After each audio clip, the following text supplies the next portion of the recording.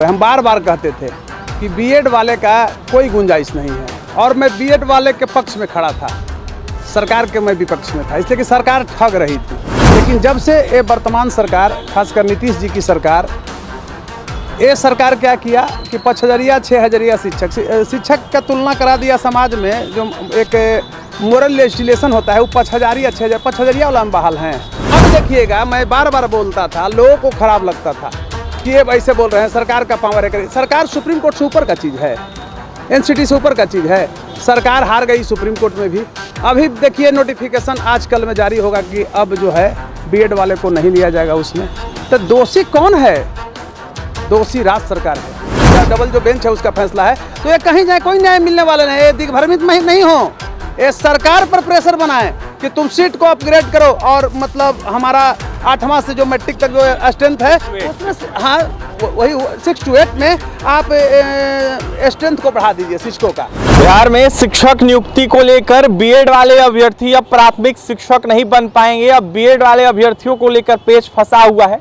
अभ्यर्थी अब जाएंगे तो कहाँ जाएंगे, ये लगातार सवाल उठ रहा है। कुछ अभ्यर्थियों का यह साफ कहना है कि मामला कोर्ट तक ले चलते हैं और अपनी मांगों को लेकर फिर से एक बार कोर्ट में गुहार लगाते हैं। हमारे साथ बात करने के लिए पटना हाई कोर्ट के जाने माने अधिवक्ता डॉक्टर कौशलेंद्र नारायण है। पहले भी हमने इनसे बात की है, पहले भी शिक्षक नियुक्ति को लेकर कौशलेंद्र नारायण ने मुखर होकर बातें रखी। तो वहीं फिर से एक बार जुड़ गए हैं डॉक्टर कौशलेंद्र नारायण, पटना हाईकोर्ट के जाने माने अधिवक्ता, जुड़ेंगे, बात करेंगे। कौशलेंद्र जी, पहले भी आपने शिक्षक नियुक्ति को लेकर कही थी कि बीएड वाले अभ्यर्थी जो हैं वो प्राथमिक शिक्षक नहीं बन पाएंगे। ऐसे में कल बैठक हुई के पाठक और जो बीपीएससी के चेयरमैन अतुल प्रसाद के बीच 1 घंटा से ऊपर बातचीत हुई। कई अन्य मुद्दों पर भी चर्चा हुई, लेकिन बीएड वाले अभ्यर्थियों को लेकर यह साफ कहीं ना कहीं अंदर से खबर निकल के आई कि वो अब जो प्राथमिक शिक्षक है वो नहीं बन पाएंगे।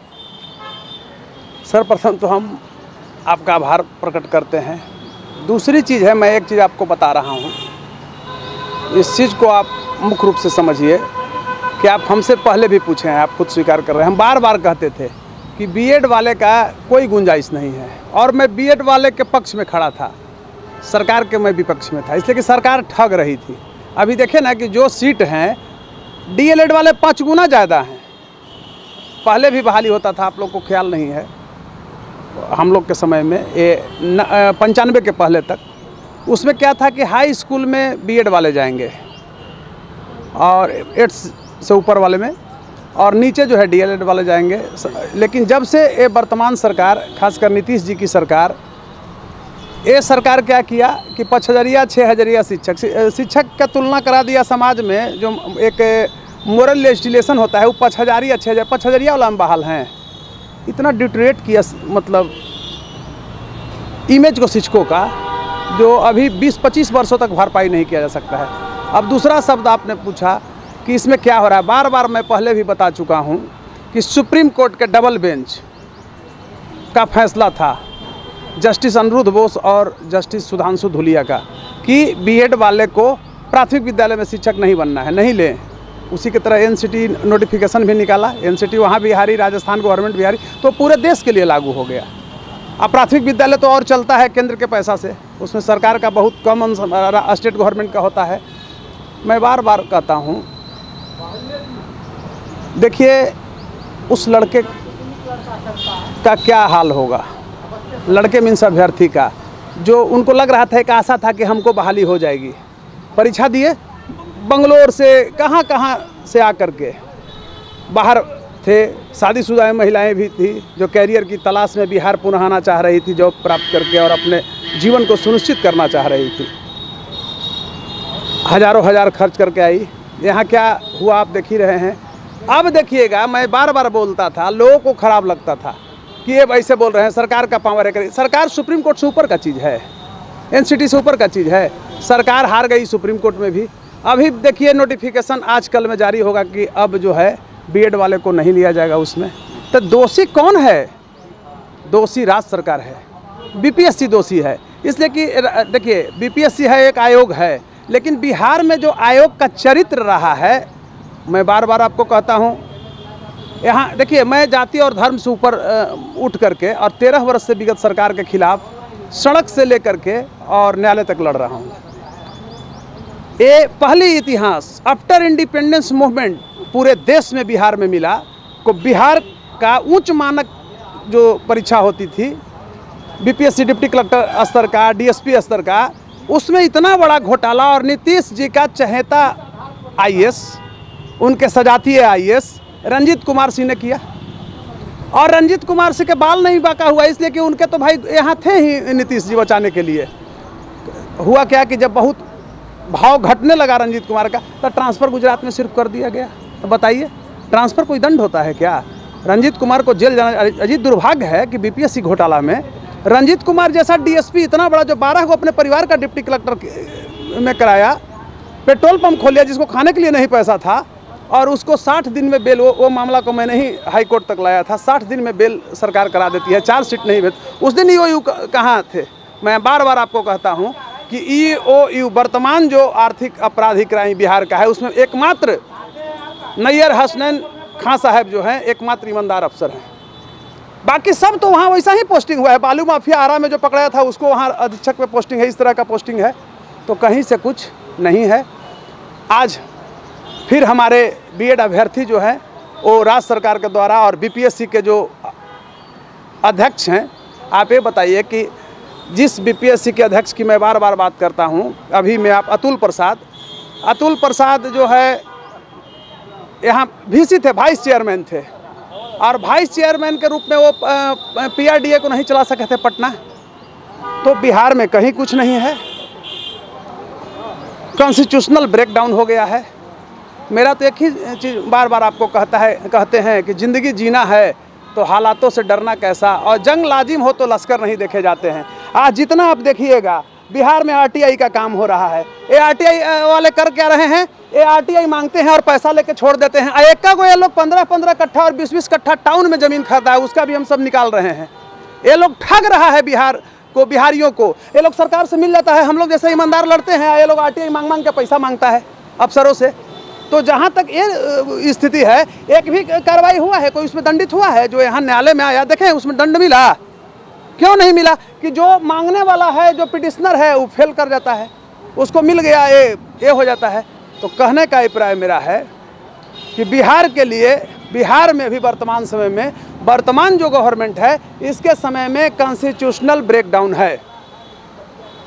और इस लड़ाई को मैं बार बार, आप देख रहे हैं कि विगत 13 वर्षों से मैं लड़ रहा हूँ, अकेला मैं लड़ रहा हूँ। मैं जानता हूँ कि शेरनी जो है वो लेहड़े पैदा नहीं करती है, और हंस जो है वो कभी पांत में नहीं बैठता है। और दूसरी चीज़ मैं एक खुले रूप से कहता हूँ कि साधु का कोई जमात नहीं होता है, साधु अकेला चलता है। मैं सिंगल लड़ रहा हूँ। बहुत खुश होता हूँ जब सोशल मीडिया पर और अपने लोगों का जन समर्थन, आशीर्वाद और लाड़ दुलाड़ मिलता है, तो अच्छा लगता है कि चलो भाई, आशीर्वाद पा के ही मैं निर्बाध रूप से बिहारियों के हक में, बिहार के जनता के, हमारे छात्र नौजवानों के लिए मैं एक निर्भीक रूप से सुख शांति के लिए लड़ रहा हूँ। कौशलेंद्र नारायण जी, सवाल आपसे ये है कि जिस तरीके से अब बीएड वाले अभ्यर्थी प्राथमिक शिक्षक नहीं बन पाएंगे, इसको लेकर अभ्यर्थी कह रहे हैं कि हम सुप्रीम कोर्ट जाएंगे या फिर पटना हाई कोर्ट पहुंचेंगे। ऐसे में अभ्यर्थी अगर पहुंचे तो क्या बहाली फंस जाएगी? डीएलएड वाले की बहाली फंस सकती है? देखिए, यही चीज़ें को हम में खूबी रहता है कि मैं स्पष्ट बोलता हूँ। वो सुप्रीम कोर्ट ना कहीं भी जाएं, उनको कोई राहत नहीं। सुप्रीम कोर्ट अपना फैसला, जो डबल बेंच का फैसला है, उसको खत्म करेगी। डबल बेंच का फैसला है, जस्टिस अनिरुद्ध बोस का फैसला है, सुधांशु धुलिया जी का डबल जो बेंच है उसका फैसला है। तो ये कहीं जाए कोई न्याय मिलने वाला नहीं है। ये दिग्भ्रमित नहीं हो, ये सरकार पर प्रेशर बनाएं कि तुम सीट को अपग्रेड करो, और मतलब हमारा 8वां से जो मैट्रिक तक जो स्ट्रेंथ है उसमें, हाँ वही 6 to 8 में आप स्ट्रेंथ को बढ़ा दीजिए, शिक्षकों का, उसमें एडजस्ट कर लें। लेकिन करना नहीं है। देखिए, सरकार की भी मंशा है कि इस बहाली को हम खींच दें। अभी एक छोटा सा चीज़ देखिए, फिर वहाँ जांच हो रहा है। जांच क्या हो रहा है भाई? सर्टिफिकेट का, उसमें बीएड वाले का भी जांच हो रहा है। बताइए, स्टूडेंट को मारे हुए एक जगह भिड़िया धसान है। अरे भाई, सिलेक्शन हुआ तो सर्टिफिकेट कैसे वो सब देखिए क्या है, सर्टिफिकेट के नाम पर प्रताड़ना देगी। आधा का सर्टिफिकेट सरकार गायब करवा देगा। यही पटना में ना, पटना का डीओ ज्योति प्रसाद ने 4000 फोल्डर गायब कर दिया। अब विजिलेंस इंक्वायरी होते ही रहा। तो जब सरकार की मंशा ही नहीं, आप जानते हैं कि डेमोक्रेटिकल स्ट्रक्चर में गवर्नमेंट के पास पावर होता है, इम्प्लीमेंट करने का पावर तो उसी के पास न है, और वहाँ सारे के सारे लोग वैसा ही बैठे हुए हैं। आप उस रूप में देखिए हम एक संदेश देना चाहते हैं बीएड अभ्यर्थियों को कि आप किसी के झांसे में नहीं आए। अब आपका इस बहाली में बहाली नहीं होने जा रहा है। आप कोर्ट नहीं कहीं जाइए, हाई कोर्ट नहीं आइएगा, केवल कैसे जाइएगा सुप्रीम कोर्ट, हाई कोर्ट आइए, सुप्रीम कोर्ट जाइए, कोई आपको लिए राहत नहीं है। आप नए वैकेंसी के इंतजार में रहिए या सरकार पर प्रेशर दीजिए, एक आंदोलन कीजिए, जो एक डेमोक्रेटिकल स्ट्रक्चर के तहत हो सकता है, सड़क पर जो होता है, और उसके तहत आप कहिए कि हमारा जो 6 से 10 तक जो सीट है उसमें शिक्षकों की संख्या बढ़ाया जाए और तब उनका गुंजाइश हो सकता है। सरकार की तरफ से कोई अध्यादेश आएगा तभी बीएड वाले अभ्यर्थी बहाल हो पाएंगे। सरकार अध्यादेश स्वयं मतलब पैदा करती है। शिक्षा में आप जानते हैं ना कि शिक्षा में कोलैबोरेशन होता है, 80% होता है प्राथमिक शिक्षा में केंद्रीय सरकार का, और 20% यहाँ 20% इंडिया में पहला मिलेगी बिहार सरकार, और खासकर नीतीश जी की सरकार, कि जो 20% भी देने में सक्षम नहीं थी। अब 5,000 शिक्षक बिहार में बहाल कर दिया। आप जानते होंगे क्या शिक्षकों का मानक है, 5,000 में हुए हैं, ये पंचायत वाला में है। इस तरह से ये किया है, लेने का बहाली मनसा ही नहीं था। ये तो पहले ही हो गया था। मैं बार बार इसी चीज़ को कहता हूँ। आप एक चीज़ देखिएगा, बिहार में आप देखते हैं कि बहुत सा घोटाला खिलाफ उठ रहा है, झोला लेकर दौड़ रहा है। यथार्थ कुछ नहीं होता है। ये लोग खुद लड़ना नहीं चाहते हैं, सरकार से मैनेज हो जाते हैं। सरकार में हम अकेला लड़ रहे हैं। आप देख रहे हैं कि मेरा कितना बार धमकी दिया गया, फिर भी हम लड़ते हैं, इसलिए कि हम जानते हैं कि God may love those who die young who die in social work. अगर आप रियल में समाज सेवी हैं, समाज सेवा करते हैं, तो ईश्वर भी उन्हीं से प्यार करता है जो जवानी में मरते हैं और सामाजिक कार्य में मरते हैं। तो मैं लड़ूंगा, गरीब दलित वंचित शोषित, उसके पास पैसा रहे या नहीं रहे, मैं उसका मुकदमा लड़ूंगा, अपने तरफ से भी देकर रहूँगा जो मेरे पास एक सीमित आय है, और न्याय के लिए हमेशा हम अग्रिम पंक्ति में रहूँगा। एक चीज़ और मान लीजिएगा, मैं यह वकील समाज को दे रहा हूँ संदेश। वकील समाज को सिर्फ मतलब आपराधिक मुकदमा और रोजी रोटी के लिए मुकदमा लड़ना कार्य नहीं है। आप देखिएगा, स्वतंत्रता आंदोलन की जब लड़ाई चली थी तो वकील लोगों की बहुत बड़ी भूमिका थी। जितना बड़ा उस समय आप देखिए, जवाहरलाल नेहरू, मोतीलाल नेहरू, बाल गंगाधर तिलक, वैसे कितने लोग, सारे के सारे लोग वकील थे। कालांतर में आप देखेंगे अरुण जेटली जैसे लोगों को देखिए, ये लोग भी रहे, बिहार से ही लीजिए, और बड़े बड़े वकील हुए। राजेंद्र बाबू भी वकील थे, बहुत बड़े। डॉक्टर श्री कृष्ण सिंह जो बिहार केसरी कहे गए प्रथम मुख्यमंत्री, वो मतलब थे। देश रत्न डॉक्टर राजेंद्र बाबू के बारे में चर्चा किए ही हम। ये लोग समाज के लिए लड़े। तो मैं एज ए वकील नहीं, मैं एक जिम्मेवार नागरिक मानता हूँ बिहार का। मैं चुप बैठने वाला नहीं हूँ। कितना हूँ धमकी मिले, मैं लड़ूंगा, सरकार के खिलाफ लड़ूंगा। और मैं बार बार कहता हूँ कि कोई ऐसा सगा नहीं जिसमें ये सरकार किसी को ठगा नहीं। ये सरकार प्योर ठग रही है। और उस बच्चों का क्या भविष्य होगा जी। यही बीपीएससी घोटाला में 70 लाख रुपया लेके यही रंजीत कुमार बहाल कर लिया सब लोगों को।